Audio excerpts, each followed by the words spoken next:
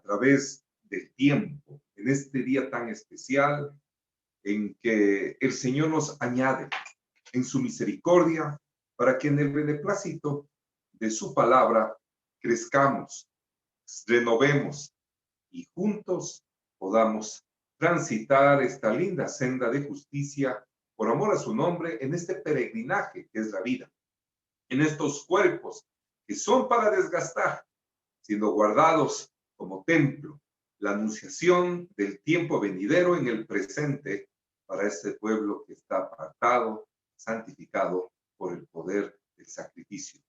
Y recogiendo a cada uno de los dispuestos a un solo sentir. Y en eso nos conocerán que somos uno. Así que para los que han estado atentos a esta hora, a esta convocatoria, que ya estamos por terminar esta preciosa narrativa del amoroso Juan con respecto a la presencia de Dios a través del Hijo en medio de los hombres y la anunciación y la esperanza de estos 2000 años de cumplimiento. Así que le damos gracias al Padre por su compañía y por los que van en la añadidura a meditar sobre esta lectura. Padre, te damos infinitas gracias, Señor, por esta hora que nos añades en nuestra vida. En este su día, Señor, que reconocemos que es su Hijo, que usted lo guardó, usted lo diseñó en beneplácito para con los hijos de fidelidad. Que muchos de nuestros hermanos del otro lado del mundo ya se han presentado, han meditado, han alabado. Algunos están ya cerrándolo, Padre amado, preparándose para cerrar el día.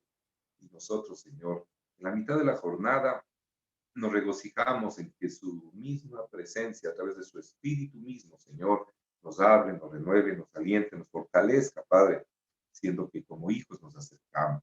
En la misericordia no de nuestras obras de justicia, sino del que pagó precio por nuestras vidas.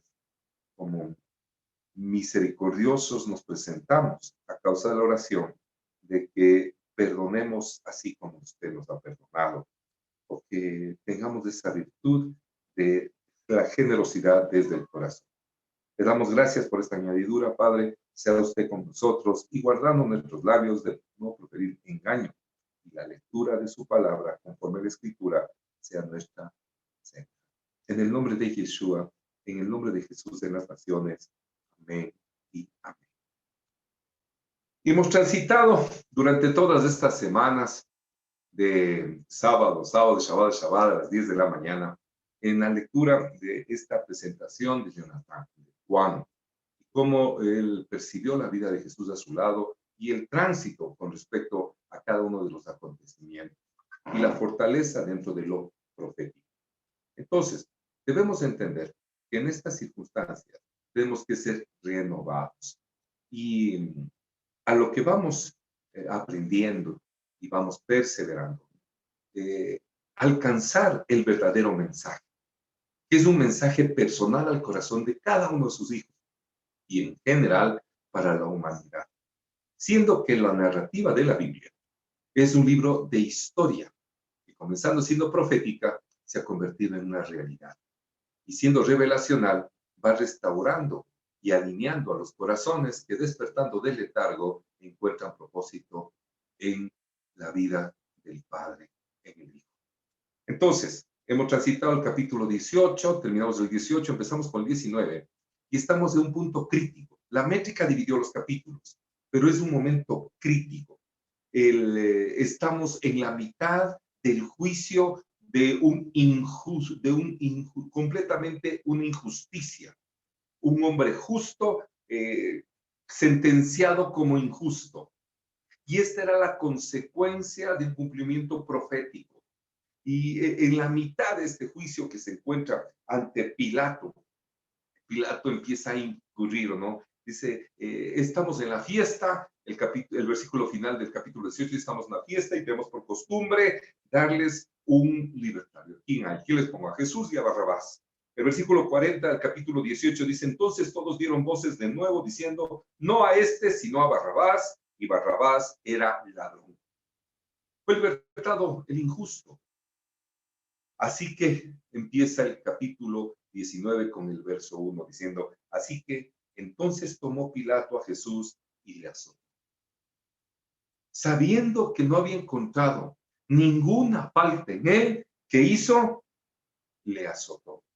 Y los soldados, dice, y los soldados entretejieron una corona de espinos y la pusieron sobre su cabeza y le vistieron con un manto de púrpura. Hagamos la primera pausa a este inicio de esta meditación. Él, un justo, pagando la culpa de unos injustos, la humanidad, en la persona de Barrabás. En esta condición le hacen una corona de espinos y todo lo que condiciona los espinos. Toda la carga, toda la consecuencia del pecado del hombre estaba sobre su cabeza.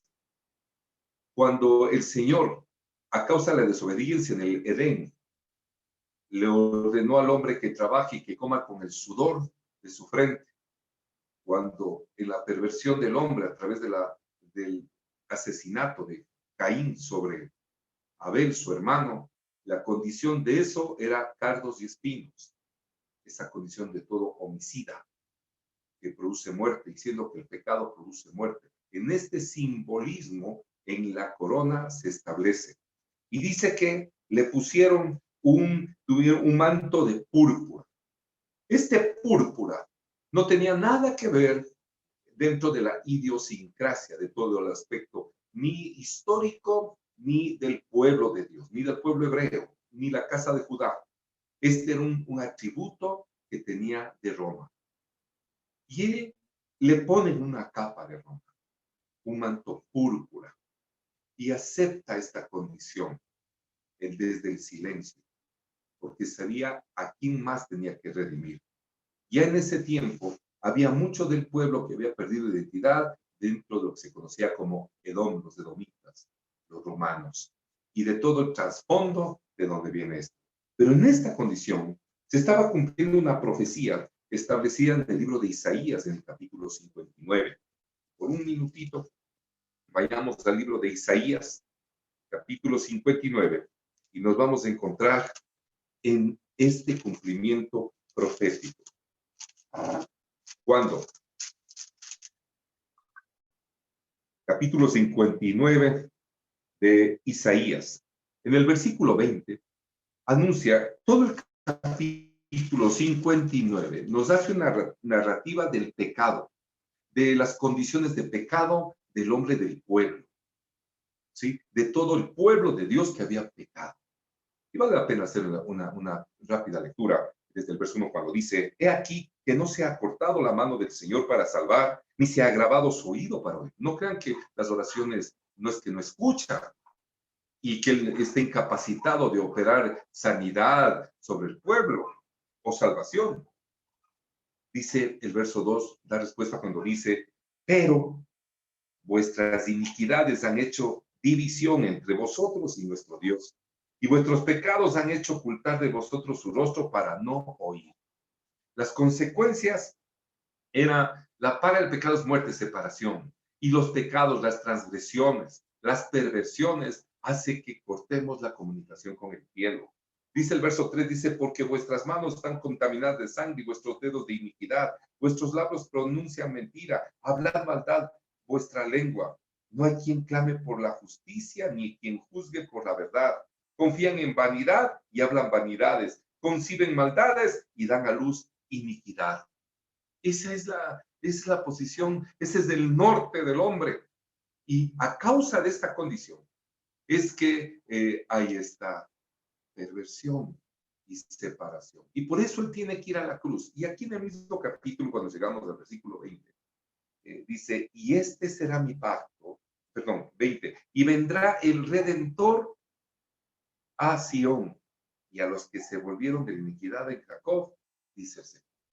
Y este es el Redentor que viene a asumir las culpas, las equivocaciones de todo el pueblo, de todo lo que ha hecho la casa de Israel, ya dividida, tanto el reino del norte como el reino del sur, como la casa de Israel o la casa de Judá, cómo se había pervertido y a causa de ello había sido dispersos en el mundo, y cómo había un despertar. Ahí estaban las 12 tribus despertando en el simbolismo de los 12 apóstoles, y aún en la traición. Y así nos encontramos. El versículo 21 de Isaías 59 dice: y este será mi pacto con ellos, dijo el Señor, el espíritu mío que está sobre ti y mis palabras que puse en tu boca no faltarán de tu boca, ni de la boca de tus hijos, ni de la boca de los hijos de tus hijos, dijo el Señor, desde ahora y para siempre. Y miren cómo ahora se está promulgando la palabra de Dios, el anuncio de salvación, que es el tiempo de la reconciliación. Por esta condición, por todo lo que narra este capítulo 59 de Isaías, en uno de los aspectos que el Señor tenía que ir a nosotros. Y él asumiendo una culpa, un castigo que no se merecía, pero el hombre sí se merecía. Nosotros merecíamos esa culpa. Así que en esta condición se presenta. Y estos soldados romanos hacen escarnio y le ponen una corona y le ponen un manto púrpura. Regresemos al Evangelio presentado por Jonathan por Juan, en capítulo 19, al verso 4. Entonces Pilato salió otra vez y les dijo, mirad, os lo traigo afuera, para que entendáis que ningún delito hay en él. Y esto es perverso, porque si no encuentran ningún delito. ¿Y por qué dice que no encuentran ningún delito en él? Porque usted dice que lo azotaron. Y cada que azotaron a una persona, lo torturan, es como para que acepte un error. Y él no acepta. A pesar de la tortura. Ustedes han visto que en regímenes totalitarios utilizan a torturadores para hacer confesar ciertos delitos. Y algunas personas, fruto de la tortura, terminan aceptando total que se acabe la tortura. Todas estas condiciones está viviendo Jesús en este momento. Eso de la tortura. Y a pesar que le torturaron, él no aceptó ni una sola culpa. Igual aceptó el castigo. Dice, no hemos encontrado. Después, ninguno ha resistido tanta tortura. Y él no ha aceptado nada. No. Dice, no encontramos. Dice, mirad, os lo traigo fuera para que entendáis que ningún delito hay en él. Y salió Jesús llevando la corona de espinas y el manto de púrpura. Y Pilato les dijo, he aquí el hombre. Cuando le vieron los principales sacerdotes y los alguaciles, dieron voces diciendo, crucifícale, crucifícale. Pilato le dijo, tomadle vosotros y crucificarle, porque yo no hallo delito en él. Tomen ustedes, ¿quieren ustedes tomar esto? Recuerden en la analogía de la mujer infiel, cuando fue encontrada en pleno acto, cómo tuvo la opción el Señor de juzgarla. Y lo que derramó fue misericordia. Dijo, yo tampoco te acuso, vete y no peques más. No le dijo que no había hecho nada. Efectivamente, había sido encontrado en pleno acto de infidelidad, de adulterio. Dijo yo, no, vete y no peques más. Toda la generosidad que le había entregado, nunca la recibió él. Y ese es el hombre. Por esta reflexión y por eso lo importante de entender este tiempo de lectura que nos lleva al tiempo del acontecimiento y en la revelación de nuestro corazón, la misericordia tan grande que ha hecho el Señor con nuestras vidas. Cuando le vieron los principales sacerdotes y los alguaciles, dieron voces diciendo, crucifícale, crucifícale. Pilato les dijo, tomad de vosotros y crucificarle, porque yo no hallo delito en él. Los judíos le respondieron, nosotros tenemos una ley, y según nuestra ley debe morir, porque se hizo a sí mismo hijo de Dios. Y se escondían detrás de un argumento, y habían inquirido todo, habían roto todos los principios para un juicio. No el juicio de los romanos, el juicio establecido en la ley, la Torá, para un transgresor. Y el gran pecado es que le había dicho que es un hijo de Dios. Ahora, ¿cuántos nos consideramos hijos de Dios? Y si meditamos hoy en día, todos deberíamos ir a la cruz por haber dicho que somos hijos de Dios. Y Él se manifiesta esta condición. Sino que ellos en la transliteración aquí perdemos, porque cuando Él pronunció el nombre de Dios, lo pronunció en la santidad absoluta. Y eso no era permitido, sino somos al sumo sacerdote y una vez al año. Y esto, a ellos se apelaban a esta condición. Nosotros tenemos una ley, y según nuestra ley debe morir, porque se hizo a sí mismo hijo de Dios.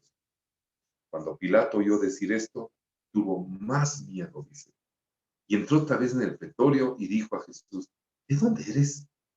Mas Jesús no le dio respuesta. Entonces le dijo Pilato, ¿a mí no me hablas? ¿No sabes que tengo autoridad para crucificarte y que tengo autoridad para soltarte? Estaba confrontado. Cuando alguien tiene autoridad y no le obedecen y trata de poner justicia a su manera y no hay respuesta, hay silencio.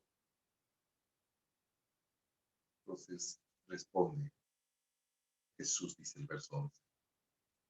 Ninguna autoridad tendrías contra mí si no te fuese dada de arriba. Por tanto, el que a ti me ha entregado, mayor pecado tiene. Desde entonces procuraba Pilato soltarle, pero los judíos daban voces diciendo, si a este sueltas, no eres amigo de César. Todo el que se hace rey, a César se opone. Y esto se volvió un tema netamente político. ¿Se puede imaginar? Y no sabían que se estaba fraguando la salvación del mundo y el alcanzarnos como cimiento. De hecho, nosotros, hace 2000 años, no había vestigios de nosotros, pero el Señor ya tenía pensado en nosotros. Y los que vendrán después de nosotros en esta redención, a través de este sacrificio. Aquí los que estaban en autoridad ni pensaban lo que estaba pasando. El que le entregó, los que le estaban procurando crucificar, no saben lo que estaban haciendo, pero él sí sabía por qué lo estaba haciendo. Y dice que procuraban con ese tipo de negociaciones políticas y presionándole. Si tú le sueltas, tú no eres amigo de César, vas a quedar mal delante de César. Y dice que Pilato no sabía cómo soltarlo. Esto es una injusticia. Entonces Pilato, oyendo esto lleno, dice, llevó fuera a Jesús y se sentó en el tribunal en un lugar llamado el Enlosado, y en hebreo Gabata, era la preparación de la Pascua. Y como la hora sexta, entonces dijo a los judíos, he aquí vuestro rey. He aquí vuestro rey. Pero ellos gritaban, fuera, fuera, crucifícale. Pilato les dijo, a vuestro rey he de crucificar. Respondieron los principales sacerdotes, no tenemos más rey que César. Qué impresionante. Y cómo esto se ha vuelto una verdad en muchos hasta la actualidad. Porque el simbolismo del rey es la autoridad. Y cómo hasta la actualidad, parte aún de los que dicen seguir al Señor, a Jesús, al que iban a crucificar, al que azotaron, al que torturaron, al que confiesa una culpa que no cometió, le niegan cuando le obedecen a César y los mandatos de César, y no al Dios de los cielos, el Redentor, al que sacó de la tumba, al que lo sostiene en estos momentos, y termina obedeciendo a César. Y bien dice, no tenemos más rey que a César. Y esa manifestación hasta ahora, y en estos días, el día de mañana, gran condición, aún pensando que alaban al Señor, muchos están reconociéndole a César, a Roma. Versículo 16. Así que entonces lo entregó a ellos para que fuese crucificado. Tomaron pues a Jesús y le llevaron. Y él, cargando su cruz, salió al lugar llamado de la Calavera, y en hebreo, Gólgota. Y allí le crucificaron, y con él a otros dos, uno a cada lado, y Jesús en medio. Ahora, hay algunos aspectos que debemos entender. Dice que era ya una hora muy especial, era la hora sexta, dice, y había que crucificarle, porque era la Pascua. Y recuerden que ese día se estaba promulgando la condición de sacrificio de los corderos para la cena de Pascua. Entonces hacía el simbolismo que había sido la libertad del pueblo de Israel en Egipto, que fue la última de las plagas, la muerte de los primogénitos. Y esa era la conmemoración. Entonces esto tenía que hacérselo rápido y manifiesta, ¿no? Pues dice, la hora sexta sería el mediodía, y entonces había que apurarlo esto. Y entonces llegaron y lo crucificaron. Los evangelios narran que cuando él salía del pretorio del sitio donde le dieron la cruz, él ya no avanzó y estaba ahí uno que se llamaba José de Arimatea y que le pusieron y él le ayudó a llevar la cruz hasta el lugar del Gólgota, llamado de la calavera. Dice el versículo 18, y allí le crucificaron y con él a otros dos, uno a cada lado, y Jesús en medio. Escribió también Pilato un título que puso sobre la cruz, el cual decía, Jesús Nazareno, Rey de los judíos. Y muchos de los judíos leyeron este título porque el lugar donde Jesús fue crucificado estaba cerca de la ciudad y el título estaba escrito en hebreo, en griego y en latín. Dijeron a Pilato los principales sacerdotes de los judíos, no escribas Rey de los judíos, sino que él dijo, soy Rey de los judíos. Respondiendo Pilato, lo que he escrito, ya está escrito, Rey de los judíos. Y como tal fue presentado el Rey de los judíos. Rey de reyes y Señor de señores. Será llamado, dice la profecía, y se termina cumpliendo. Y claudicó en muchas cosas Pilato, pero dijo, ya lo escribí y ya nadie, ya escribí, ya está escrito. No hay condición de retratarse. Dice el verso 23, cuando los soldados hubieron crucificado a Jesús, tomaron sus vestidos e hicieron 4 partes. Tomaron sus vestidos, hicieron 4 partes. Miren, en cada aspecto, cada detalle. ¿Recuerdan lo que les decía del manto? El manto púrpura, la representación de Roma. Aceptó la condición de Roma. Y estos 2000 años oculto como Jesús, como Jesucristo en Roma y todas sus derivaciones.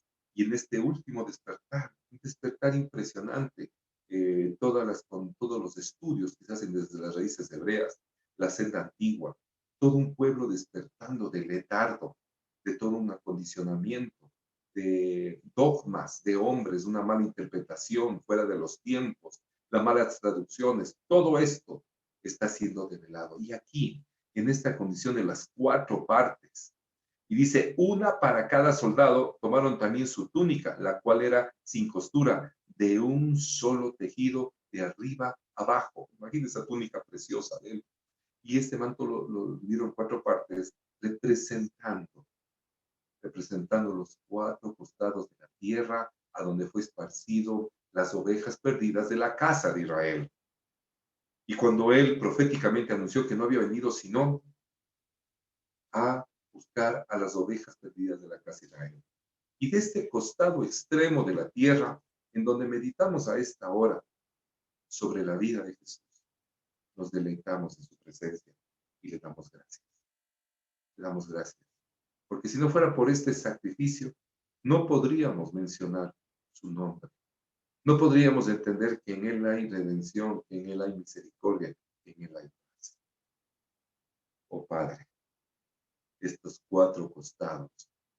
Y ustedes ahora a través de la tecnología pueden ver cómo hay este despertar en cada rincón de la tierra, en cada rincón de la tierra, en donde se pronuncia ya el nombre de Yeshua, Yahshua, de Yehoshua, y a despertar hasta que el Señor revele, siendo que somos uno y que ya hemos salido del dogma. Mucho pueblo ya ha despertado saliendo del dogma del César, de Roma, y anhelamos que muchos más despierten y encuentren reconciliación.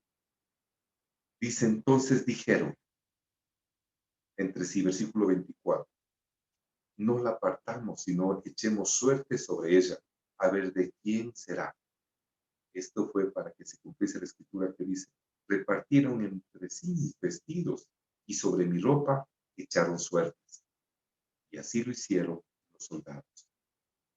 Estaban junto a la cruz de Jesús su madre y la hermana de su madre María, mujer de Cleofas, y María Magdalena. Cuando vio Jesús a su madre y al discípulo a quien él amaba, que estaba presente, dijo a su madre, mujer, he ahí tu hijo. Después dijo al discípulo, he aquí tu madre. Y desde aquella hora el discípulo la recibió en su casa. La condición clara para el pueblo en los principios es la destitución. Y su madre estaba siendo quitado un hijo. Y el hijo, antes de entregar su vida, para una madre ver el martirio de la cruz, ver el martirio, eso es un verdadero martirio. No tengo idea, soy padre, no me imagino una circunstancia semejante. El dolor, la impotencia de ver que todo un imperio se ensaña con un hijo.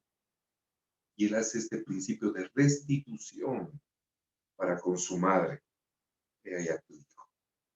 Y es encargado a un hijo de generosidad, un hijo, la esencia de misericordia del amor, que es el narrador de esto. He aquí. Y dice, desde ese momento, ella fue parte de la vida de la casa de este discípulo. Después de esto, sabiendo Jesús que ya todo estaba consumado, dijo, para que la escritura se cumpliese, tengo sed. Tengo sed. Esta condición de la ausencia de un líquido vital, que nosotros, siendo 70% de agua, funcionamos así, siendo que había sido desangrado, absolutamente desangrado, hablaba de sed.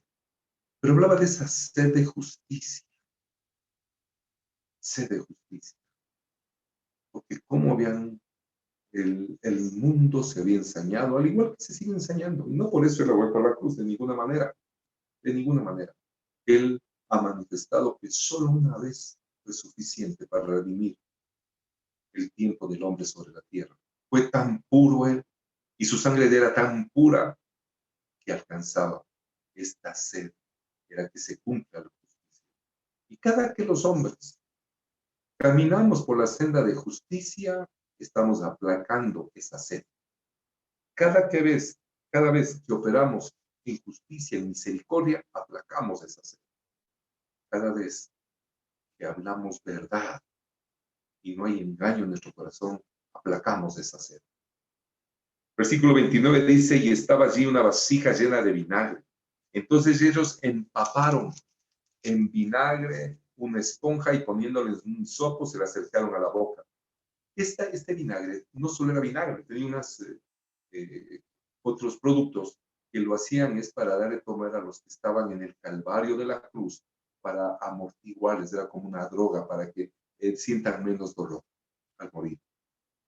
Cuando Jesús hubo tomado el vinagre, dijo, consumado es. Y habiendo inclinado la cabeza, entregó el. Esta es la narrativa de Juan sobre esta condición. Los otros evangelios detallan con mayor detalle, pero la esencia de este mensaje es esta. ¿Por qué tenía que ir a Dios? El cumplimiento, porque es algo que la mayoría no entiende. Y para los que no son creyentes, dices, yo no entiendo eso. Y no entienden que cada condición de pecado, de transgresión, amerita muerte, amerita derramamiento de sangre. Una agresión amerita derramamiento de sangre. Y eso hay que redimir, aquí hay que restituir. Y eso es lo que estaba haciendo el Hijo desde la cruz. Bien. Recordarán que en el Edén, cuando el Señor le dijo, no coma de ese árbol. Y en la esencia del árbol era la obediencia, no es que tenía algún producto especial o tenía alguna vitamina, alguna cosa, el fruto de ese árbol. No, el principio era de la obediencia. Y está la senda del Señor y está la senda del mundo. Y la esencia del mandamiento era eso. Era eso. Entonces, ahí se plasma esta condición. Dice la palabra. Entonces los judíos, por cuanto era la preparación de la Pascua, a fin de que los cuerpos no quedasen en la cruz en el día de reposo, pues aquel día de reposo era de gran solemnidad, rogaron a Pilato que se les quebrasen las piernas y fuese quitados de allí. Esto de quebrasen las piernas era una condición para apresurar su muerte. Jesús no fue necesario porque ya entregó su espíritu. Vinieron pues los soldados y quebraron las piernas al primero y asimismo al otro que había sido crucificado con él. Mas cuando llegaron a Jesús, como le vieron ya muerto, no le quebraron las piernas. Pero uno de los soldados le abrió el costado con una lanza y al instante salió sangre y agua. Y el que lo vio da testimonio y su testimonio es verdadero. Y él sabe que dice la verdad, porque vosotros también creáis. Porque estas cosas sucedieron para que se cumpliese la escritura, no será quebrado hueso. Y en esto de que cuando en el costado le ponen una lanza y sale agua y sangre, cuando se hacía el sacrificio de los corderos, en donde ponían en una piedra y degollaban a los corderitos para ser sacrificados para la celebración de la Pascua, era en una plancha. Y en esa plancha tenían que derramar para que la sangre corra y no se quede posada. Pero como la sangre se coagulaba, se tapaba, ellos entraban, derramaban con vino para que el vino haga fluir la sangre. Y ustedes recordarán que el Señor, su primer milagro establecido, conocido en los evangelios, fue un milagro que lo hizo en unas bodas, cuando un agua, en las tinajas de la purificación para el matrimonio, para la mujer, estaban las tinajas de la purificación, hizo llenar de agua y que se convirtió en vino. Y cuando él fue abierto, salió agua y sangre en la prestación del vino nuevo. Sí, porque el vino puro nadie lo puede tomar. Es demasiado fuerte. Y tiene que ser mezclado. Por eso es que la sabiduría preparó su mesa y mezcló su vino. Es la sabiduría. Y él, al derramamiento, el momento que fue punzado con una lanza, salió agua y sangre, siendo que él había derramado toda la sangre de su cuerpo. Esto en el espíritu nos da la firmeza de que el Mesías anunciado a un pueblo judío nos alcanzó y nos ha dado identidad.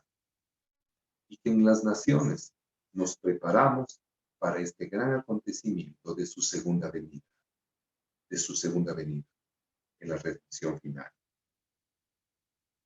Y el testimonio dice, por eso doy testimonio, dice Juan. Repitamos el versículo 35. Y el que lo vio da testimonio y su testimonio es verdadero. Y él sabe que dice verdad, para que vosotros también creáis. Porque estas cosas sucedieron para que se cumpliese la escritura. No será quebrado hueso suyo. Y también otra escritura que dice, mirarán al que traspasaron. Después de todo esto, José de Arimatea, que era discípulo de Jesús, pero secretamente por medio de los judíos, rogó a Pilato que le permitiese llevarse el cuerpo de Jesús. Y Pilato le concedió. Entonces vino y se llevó el cuerpo de Jesús. También Nicodemo, el que antes había visitado a Jesús de noche, vino trayendo un compuesto de mirra y de aloe, como 100 libras. Tomaron pues el cuerpo de Jesús y lo envolvieron en lienzos con especies aromáticas, según es costumbre, sepultar entre los judíos. En el lugar donde había sido crucificado había un huerto, y en el huerto un sepulcro nuevo, en el cual aún no había sido puesto ninguno. Así pues, por causa de la preparación de la Pascua de los judíos, y porque aquel sepulcro estaba cerca, pusieron a Jesús. Así termina esta narrativa del capítulo 19. El tiempo exacto y la razón, el momento en que se produjo esta redención. Y con cuánto celo nosotros debemos entender y en la lectura la reverencia. Y todas estas condiciones, este José de Arimatea, este Nicodemo, que se acercó y le preguntó, sabemos que viene, que se acercó, algunos dicen por oculto en la noche, no era oculto. Muchos de los maestros de la época preferían estudiar las noches. Y cuando se presentó a estudiar, conversar con Jesús, y cuando le vio, le habló de nacer de nuevo, implicaba toda esa condición de romper todos los esquemas, todos los paradigmas que aprendimos, y que muchas veces nos quedamos defendiendo los paradigmas de los hombres y no defendemos la verdad de Dios. El simbolismo de Nicodemo, que no todos estuvieron de acuerdo en la crucifixión, que fue un grupo de los judíos que manejaban el Sanedrín, sí, entre saduceos y fariseos, pero no todos los judíos. Ahí está la muestra de los que tuvieron misericordia, y un principal como Nicodemo. Y todo el acontecimiento final las costumbres, las tradiciones de cómo se ponían los cuerpos con un determinado tiempo en sepulcros y luego se los llevaba a la tierra. Y estas mirras, estos aceites especiales, lo que mostraban era la forma y todo lo que debemos entender. Todo este acontecimiento tiene que confrontarnos cada vez con nuestra realidad. Que ciertamente todas las equivocaciones, cuántas palabras en necedad, cuántas cosas que sabiendo que son malas las hacemos. Esta condición de la cruz era necesaria porque era claro que aquí la misma palabra nos instruye que si no guardamos, transgredimos y la paga del pecado es muerte. Y aún el mismo apóstol Juan, después de ver esta condición, cuando escribe sus cartas, lo anuncia y hace una perseverancia con respecto a ser sujetos, obedientes. Recuerden, esta condición de la cruz, la redención de la muerte, se originó en el Edén a causa de la desobediencia del hombre. Y una vez redimido el hombre, tiene que sostener esta redención. Por eso es que el apóstol Juan, cuando se escribe en su carta, en la primera carta de Juan, nos instruye sobre esto. Y claro, él entiende claramente que el sacrificio fue ya cumplido.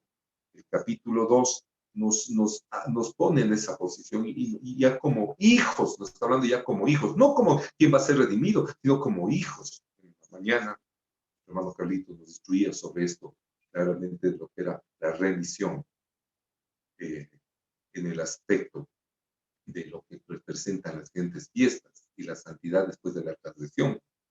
Y aquí él lo parafrasea de la siguiente manera en el capítulo 2 de su primera carta, el mismo apóstol amoroso Juan, cuando dijo: hijitos míos, estas cosas os escribo para que no pequéis. Para que no pequéis. Aquí, primera de Juan, no pequéis. Dice, y si alguno hubiere pecado, abogado tenemos para con el Padre a Jesucristo el justo. A Yahshua HaMashiach, a Yeshua HaMashiach. Ahí, el justo. Y Él es la propiciación por nuestros pecados, y no solamente por los nuestros, sino también por los de todo el mundo, para todos los que desean. Y en esto sabemos que nosotros le conocemos y guardamos sus mandamientos, si guardamos sus mandamientos. El que dice yo le conozco y no guarda sus mandamientos, el tal es mentiroso. Y la verdad no está en él. Pero el que guarda su palabra, en él está verdaderamente el amor de Dios. Se ha perfeccionado, por eso sabemos que estamos en él. El que dice que permanece en él debe andar como él anduvo. Si nosotros avanzamos al capítulo 3 de esta misma carta, él manifiesta todo este amor que él miró en la cruz, que para todos hubiera sido traumático. Él miró esto porque le vio en resurrección y logró asimilar. Y nosotros tenemos que aprenderle a ver a Jesús en resurrección en nuestras vidas, en esperanza. Dice el verso 1 desde el capítulo 3, dice, mirad cuál amor nos ha dado el Padre para que seamos llamados hijos de Dios. Por esto el mundo no nos conoce, porque no le conoció a Él. Amados, ahora somos hijos de Dios y aún no se ha manifestado lo que hemos de ser. Pero sabemos que cuando Él se manifieste, seremos semejantes a Él, porque le veremos tal como Él es. Está pasando algo en sus corazones, amados, en sus mentes, que es lo que fue anunciado a través de la profecía de Jeremías. Regresemos un ratito a Jeremías, capítulo 31. Y esta redención es la que nosotros debemos perseverar. Y en la santidad del día, en el estudio, capítulo 31. Señor. Versículo 33 dice, pero este es el pacto que haré con la casa de Israel después de aquellos días, dice el Señor. Daré mi ley en su mente y la escribiré en su corazón, y yo seré para ellos por Dios, y ellos me serán por pueblo. Por pueblo. Este es el momento. Este es el tiempo de entender lo que está aquí escribiendo el apóstol Juan. Él vio el sacrificio de la cruz y él vio la resurrección desde la cruz. Entonces, regresando a primera de Juan capítulo 3, dice: amados, ahora somos hijos de Dios y aún no se ha manifestado lo que hemos de ser, pero sabemos que cuando Él se manifieste seremos semejantes a Él, porque le veremos tal como Él es. Y todo aquel que tiene esta esperanza en Él se purifica a sí mismo, así como Él es puro.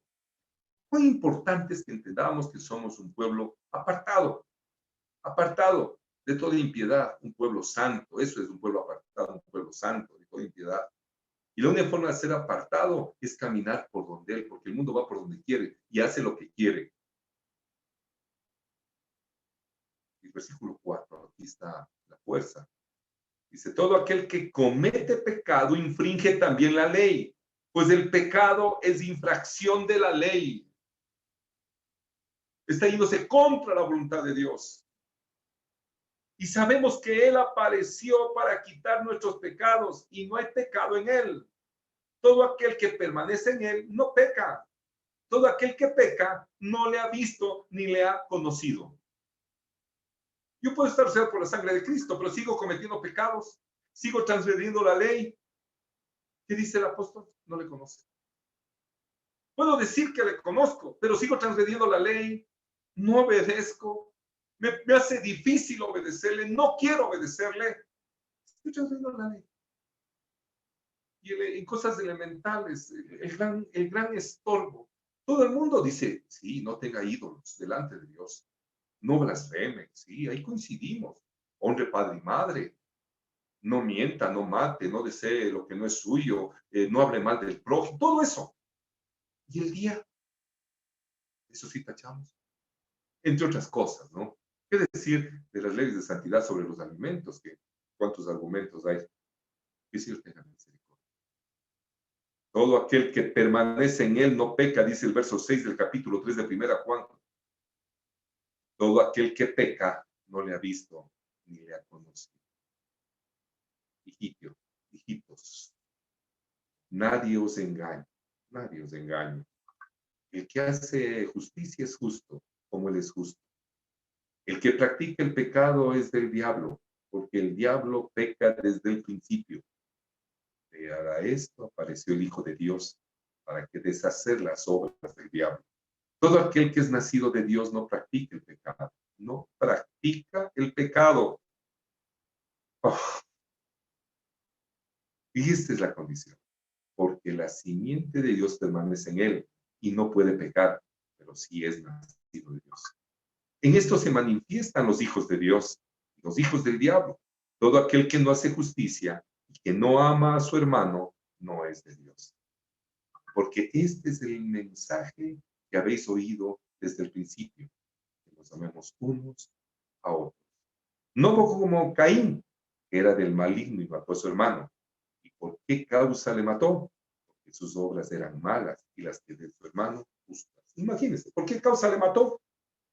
Llegó el tiempo, el capítulo 4 de Génesis dice que andando el tiempo, llegó el día de presentarse.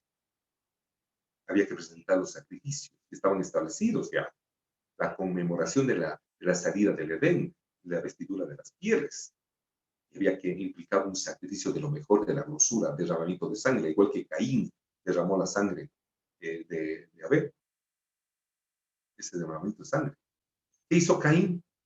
Presentó los frutos del campo. No me importa. Presentó otra cosa, lo que le parecía. Siento que había un momento de las primicias, los frutos del campo, es una fiesta adicional. Pero el día de la Pascua había que hacer un sacrificio. Y en esa condición, él no la presentó. Desobediencia. Característica del pueblo. Y por eso menciona esta analogía el apóstol Juan y nos previno, porque esta carta escrita aproximadamente hace 2000 años, nos prevenía de todos los dogmas, de las malas interpretaciones. Pero claro, no hay más ciego que el que no quiere ver. Dice el verso 12, no como Caín, que era del maligno y mató a su hermano. ¿Y por qué causa le mató? Porque sus obras eran malas y las de su hermano justas. Hermanos míos, No os extrañéis si el mundo os aborrece. Nosotros sabemos que hemos pasado de muerte a vida en que amamos a los hermanos. El que no ama a su hermano permanece muerto. Todo aquel que aborrece a su hermano es homicida. Y sabéis que ningún homicida tiene vida eterna permanente. En esto hemos conocido el amor en que Él puso su vida por nosotros. También nosotros debemos poner nuestras vidas por los demás. Pero el que tiene bienes de este mundo y ve a su hermano tener necesidad y cierra contra él su corazón, ¿cómo mora el amor de Dios en él? Hijitos míos, no amemos de palabra ni de lengua, sino de hecho y en verdad. Y en esto conocemos que somos de la verdad. Aseguraremos nuestros corazones delante de Él. Pero si nuestro corazón nos reprende, mayor que nuestro corazón es Dios, y Él sabe todas las cosas. Amados, si nuestro corazón no nos reprende, confianza tenemos en Dios. Y cualquier cosa que pidiéramos la recibiremos de Él, porque guardamos sus mandamientos, y hacemos las cosas que son agradables delante de Él. Y este es su mandamiento, que creamos en el nombre de su Hijo Jesucristo, que nos amemos unos a otros como nos ha mandado. Y el que guarda sus mandamientos permanece en Dios, y Dios en Él. Y en esto sabemos que Él permanece en nosotros por el Espíritu que nos da. Amados hermanos, qué interesante poder ver cómo la palabra tiene unidad y en esta narrativa de los tiempos, del instante en que el Señor entregó su vida por amor. Ahora entendemos y cuán necesario era que lo haga por cada uno de nosotros que esperamos. Gracias. Terminamos regresando al capítulo 19 de Juan, en el verso 42, dice, y allí pues, por causa de la preparación de la Pascua de los judíos, y porque aquel sepulcro estaba cerca, pusieron a Jesús. Ese sepulcro, a los 3 días quedó vacío. Y Él habita ahora en medio de todos los que le invocan y aceptan su voluntad como cena de justicia. ¿Cómo agradecer al Señor por estas añadiduras, por estos tiempos que nos permite meditar en su palabra? Y cuanto más por su compañía. Le agradezco sobremanera. Y les invito que nos acerquemos al trono de su gracia y misericordia. Y oremos. Y que esta lectura sea grabada conforme su promesa en nuestra mente y escrita en nuestro corazón. Padre, vamos a darte infinitas gracias por este tiempo que nos permites meditar en la lectura de tu palabra. De Shabbat, Señor. Y como el servicio de cada uno de tus hijos a sus diferentes horas preservan, Señor, a un pueblo que anhela conocer más de ti. Te damos gracias por esta grande generosidad y por la añadidura que tú, Padre, siendo que su ministerio son sus hijos, ovejas de su prado, Padre, redimidas por sacrificio de su Hijo, sabe cuidar de cada una de ellas. Afirme las sendas por donde camina, guarde sus vidas del lugar que se encuentran, porque esta es tu hora, este es tu pueblo. En el nombre de Yeshua, nuestro Mesías, en el nombre de Jesucristo en las naciones. Amén. Amén.